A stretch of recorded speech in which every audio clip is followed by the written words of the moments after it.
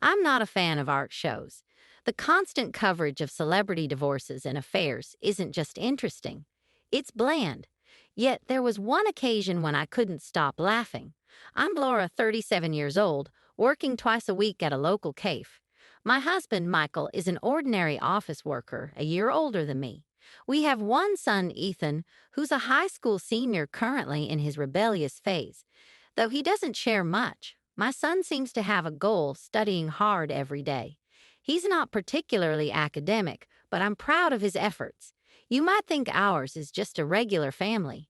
However, my husband had a rough past with money and women. He loved gambling, often spending his salary on it. On bad days, he'd come home for a meal. On good days, he'd lavish it on other women. After our marriage, he surprisingly quit gambling. Our child was born soon after, and I thought he had reformed. But change isn't that simple. I began to realize it after that accident happened. My father was involved in an unexpected accident, and since then he has been living in a wheelchair. Gradually, something started to break down. My father was the president of a company with 300 employees. While the stereotype of a company president might be one of arrogance, that was never the case with my father. He was always kind. Despite his busy work schedule, he made time for family dinners every evening. On birthdays, he would bake homemade cakes. I was born when my father was 30, and he loved and cherished me deeply. The accident devastated me. Out of concern, my husband and I frequently visited the hospital. Are you okay, Laura?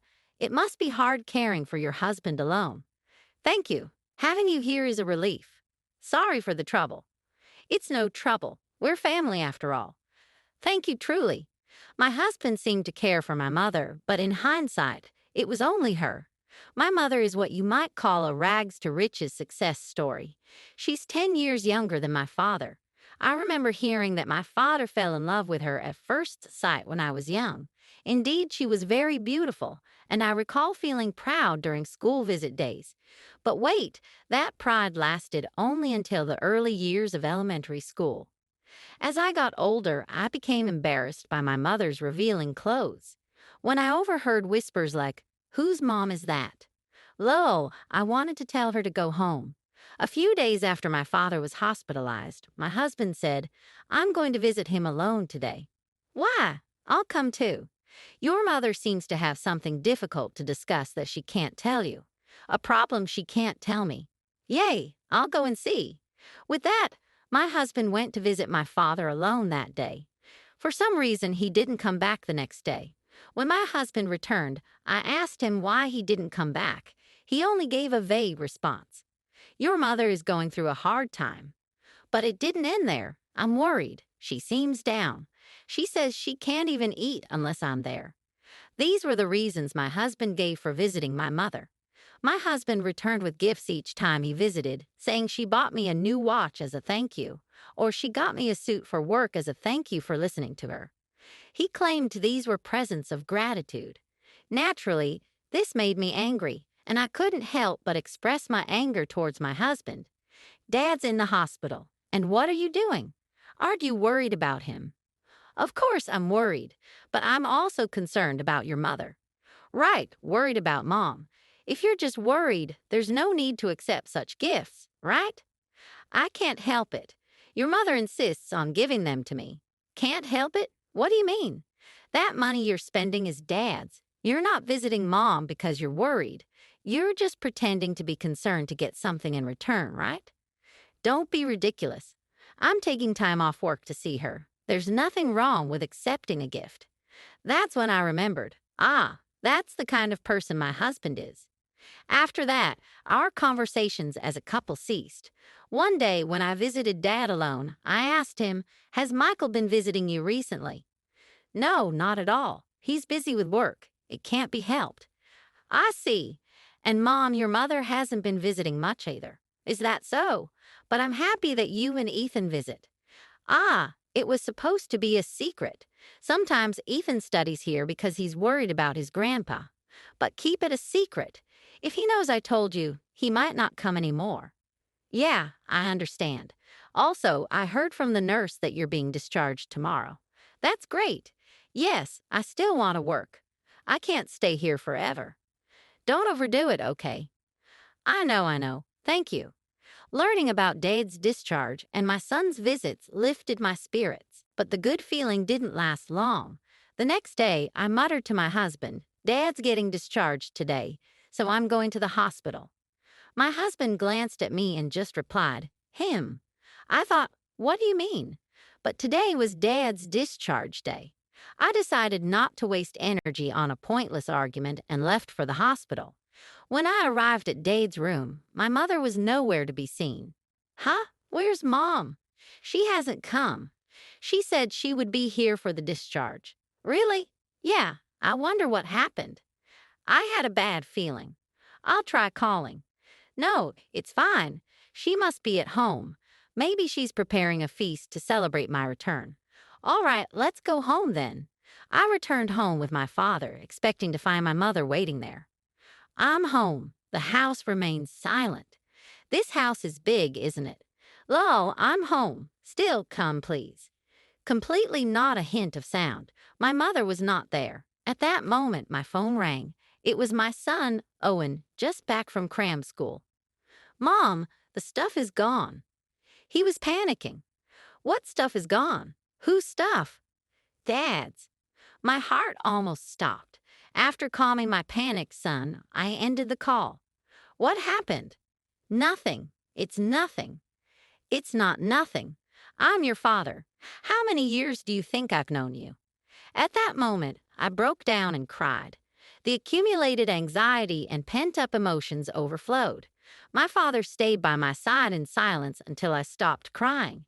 He was not just kind, but also very strong.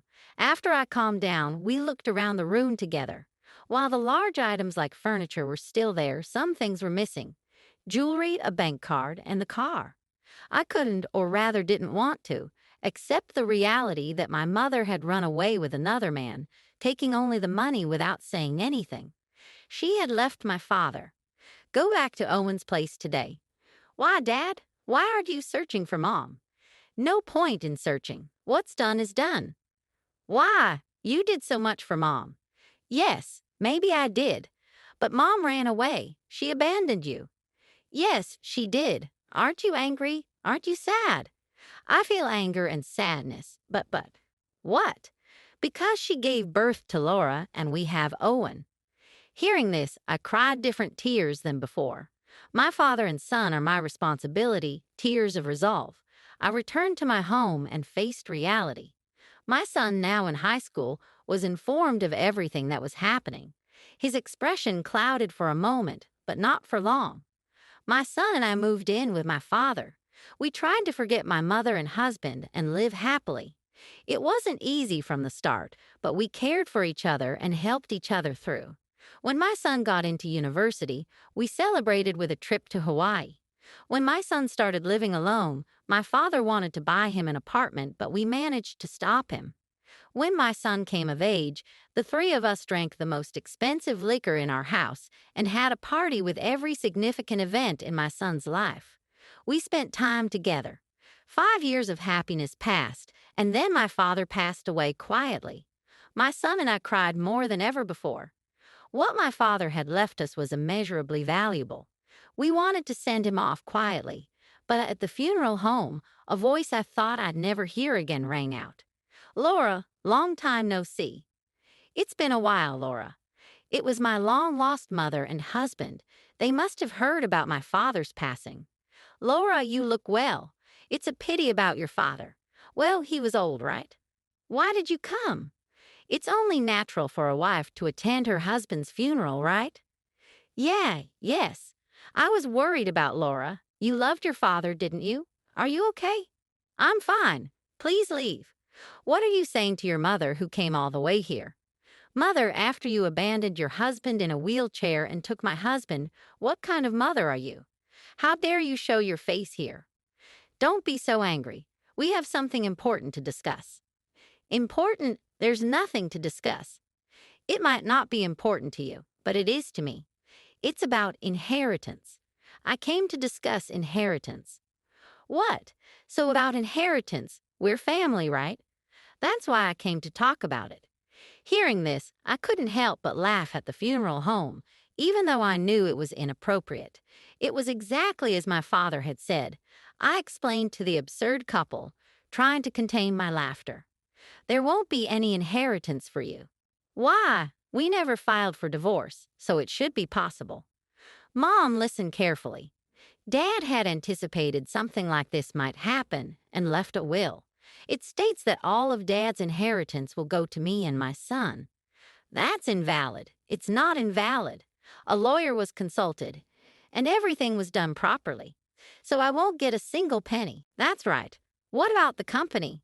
What happens to the company? The same. The will states that the company is to be passed on to my son in the future. You're lying. Show me that will. I'd rather not, in case it gets destroyed. Wait a minute. We're still married. I have a right to inherit, don't I? Are you kidding me? Of course you don't. Why not? I don't want to discuss this any further. A lawyer will explain everything to you later, so please leave. Many people who admired my father were present at the funeral home. They looked at the two with disdain. Then a lawyer called by my son hurried over. My son probably thought it was a hopeless case, as Michael turned his back to me. I said loudly, as if talking to myself, Michael, please also fill out the divorce papers. You'll be hearing from the lawyer. Also, I will be requesting compensation for stolen money and goods from both of you. This will be the last time, but please don't ever come to see us again. We're strangers now. Even in death, my father continued to protect us, thanks to his will and the lawyer he had arranged. As for what happened next, my mother, who had assumed she would inherit, ended up penniless. With no experience in earning her own living, she couldn't find a job easily and spent her days at a job center. She was evicted from her previous residence for failing to pay rent and now lives alone in a shabby apartment. Yes, my mother was spectacularly abandoned by Michael. His only reason for the affair and leaving was money. He stayed because of the luxury and the freedom to gamble. That was it. Now penniless and having lost her beauty, my mother was no longer needed by him. Mother was foolish. If she had valued my father who cherished her so much, none of this would have happened. Utterly foolish. As for the ex-husband, he quit his job soon after leaving and lived off my mother with no savings and now desperately looking for a job, mainly to pay compensation. However, the world is a small place. He's been turned away from job interviews everywhere. It's no surprise. No company associated with my father would employ him. No one extends a hand to someone who hasn't lived an honorable life. It's his own doing. Enough about those two. As for me, I still live in the house I shared with my father, leading a comfortable life. My son is working hard, hoping to take over my father's company. He often says he wants to be like his grandfather. It has been his goal since high school. I want my son to become a man like my father, but he still has a lot to learn. However, I believe he will get there. Inspired by my son, I've decided to fulfill my long-held dream of opening my own cafe. I'm busy every day, learning about coffee and practicing baking cakes. When I bake, I remember the taste of the cakes my father made for my birthdays. They weren't incredibly delicious, but they were simple cakes full of love. I'm planning to make a cafe that serves such cakes. Dad, I'm happy now.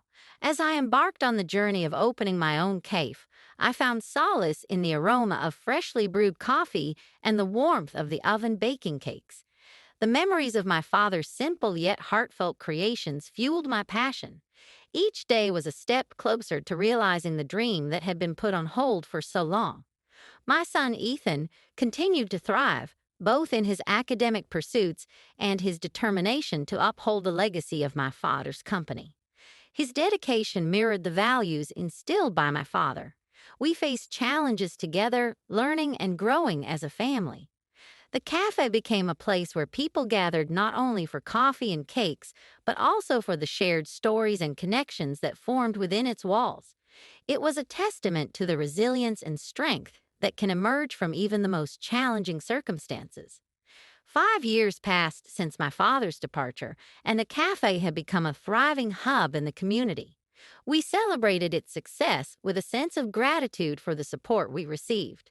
The aroma of freshly brewed coffee now mingled with laughter and conversations, creating an atmosphere that reflected the love and care we had for each other. One day, as I stood behind the counter, a familiar face walked in. It was Ethan, now a young man, with a confident smile on his face. "Mom, the company is doing well, and I've learned so much," he said. I felt a swell of pride and joy. The struggles we faced together had strengthened our bond, and I knew my father would have been proud. In that moment, I realized the power of resilience and the importance of forging ahead, even in the face of adversity. Life had come full circle, from the challenges of the past to the triumphs of the present. The cafe stood not just as a place of business, but as a symbol of our ability to overcome, rebuild, and find happiness once again. As I glanced around, taking in the laughter and camaraderie of the customers, I couldn't help but feel a sense of contentment. The journey from heartbreak to healing had been long and arduous, but it had led us to a place of peace and fulfillment.